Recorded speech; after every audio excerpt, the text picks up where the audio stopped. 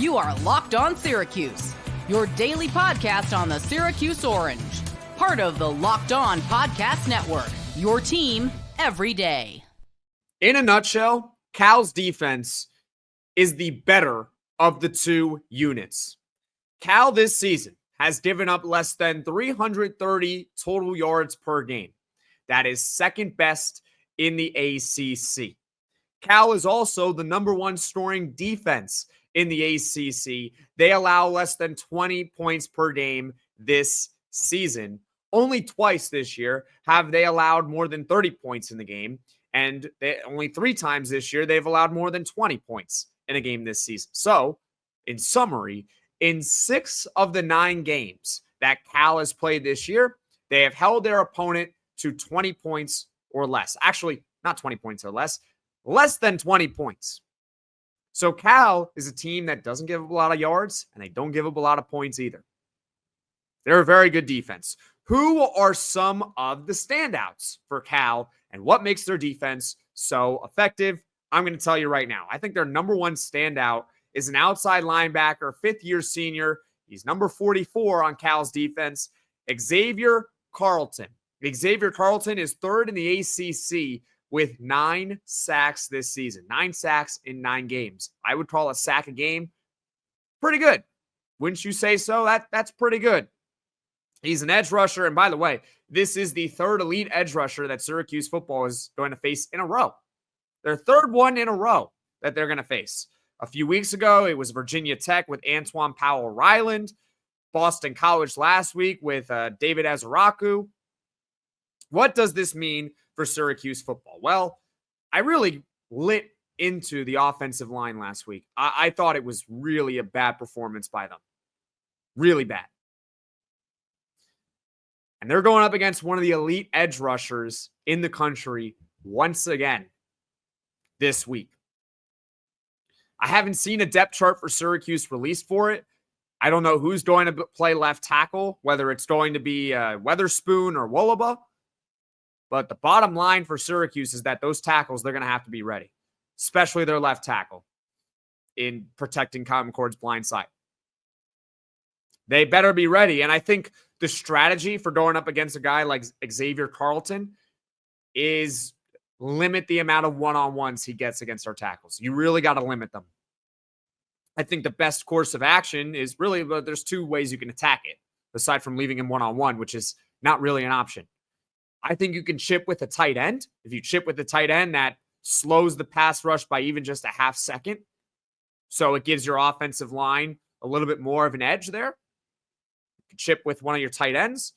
The other option, and this is something I think Syracuse needs to do more often, is not a lot of empty sets. You need to put a running back in the backfield next to Kyle McCord, preferably on the side of Xavier Carlton.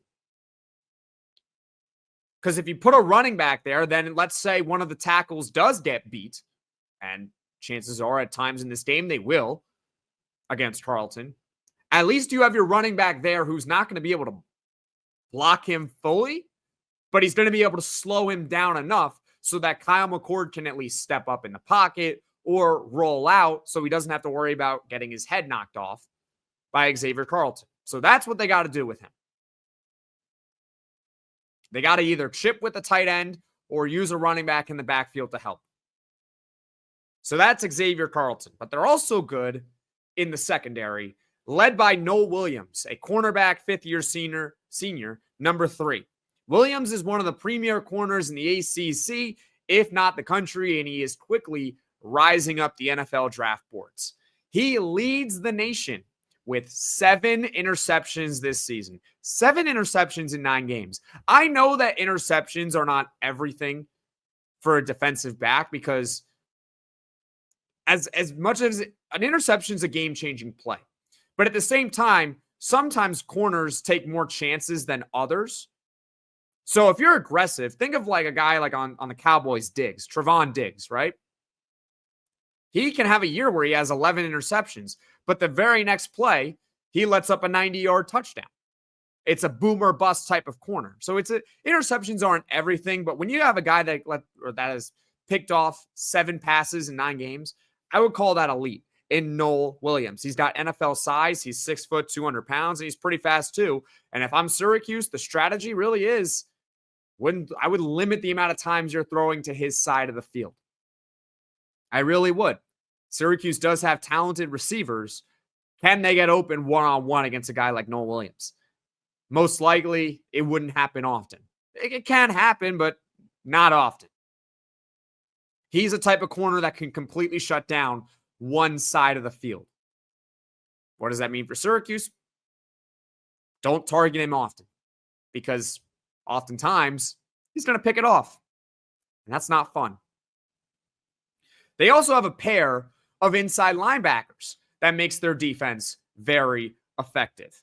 Let's start off with someone who's, I think, going to play in this game. I don't see any injury front on him, because the next guy we're going to talk about actually does have an injury heading into this one. But the first one is Teddy Buchanan, a fifth-year senior. He's number 10. He leads Cal with 83 tackles and also leads the team with 9 tackles for loss. He's a very good inside linebacker. Teddy Buchanan, keep your eye on him. And the next one, he's iffy on whether he's going to play or not, because he's got a leg injury. I believe he left the last game against Wake Forest early in that one.